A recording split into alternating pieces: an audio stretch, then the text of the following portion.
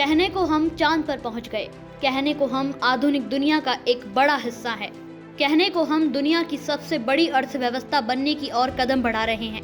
लेकिन 21वीं सदी में जीने के बाद भी कुप्रथाओं से हमारा देश आज भी आजाद नहीं हो पाया। ये कुप्रथाएं सदियों से चली आ रही है।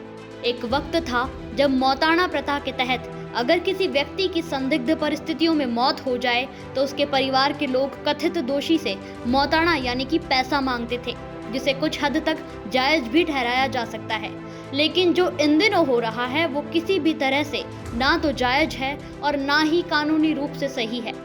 आज हमारे देश में मौत पर मुआवजा मांगने की अलग ही प्रथा जाने अनजाने में प्रचलन बन चुकी है।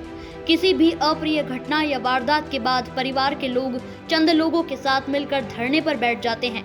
कुछ तो समाज के नाम की दुहाई देते हैं तो कुछ जाति के नाम का हवाला देते हैं। शव नहीं उठाने और अपनी मांगों पर अड़े रहने के बदले वो सरकार और प्रशासन के राजकार्य में बाधा डालने का काम करते हैं। कई बार तो सरकारी तंत्र और प्रशासनिक तंत्र भी इन लोगों के सामने घुटने टेक देता है। अपनी मांगों के बदले वो न सिर्फ एक मोटी रकम वसूलते हैं बल्कि सरकारी नौकरी पर अपना हक जमा बैठते हैं, जिस पर शायद एक मेहनतकश इंसान का हक होता है जो सालों से उस नौकरी के लिए तैयारी करता है। ऐसा नहीं है कि हम किसी शोक संतप्त परिवार के साथ नहीं हैं, हम भी उनकी भावनाओं को समझते हैं, लेकिन कानून कार्रवाई की मांग और कानूनी प्रक्रिया के तहत मुआवजा लेने तक ही हम उनके साथ हैं। लेकिन जो इस सिचुएशन का गलत फायदा उठाते हैं, हम उनके साथ बिल्कुल भी खड़े नहीं हैं, क्योंकि जो मोटी रकम सरकारी खजाने से किसी शोक संतप्त परिवार को दी जाती है वो आम जनता से बतौर टैक्स लिया गया हुआ पैसा होता है, जिस पर पहला हक उस प्रदेश की आम जनता का होता है, जिसको हमें समझना होगा। हम 21वीं सदी में जी रहे हैं और काम सदियों पहले की कुप्रथा वाले कर रहे हैं। आए दिन देश में कोई ना कोई सड़क हादसे का शिकार हो रहा है। कहीं ना कहीं चोरी, मर्डर, किडनैपिंग, लूट जैसी ना जाने ऐसी कितनी ही वारदातें होती है, जिसके लिए हमारे देश में कानून का प्रावधान है, जिसको हमें फॉलो भी करना चाहिए।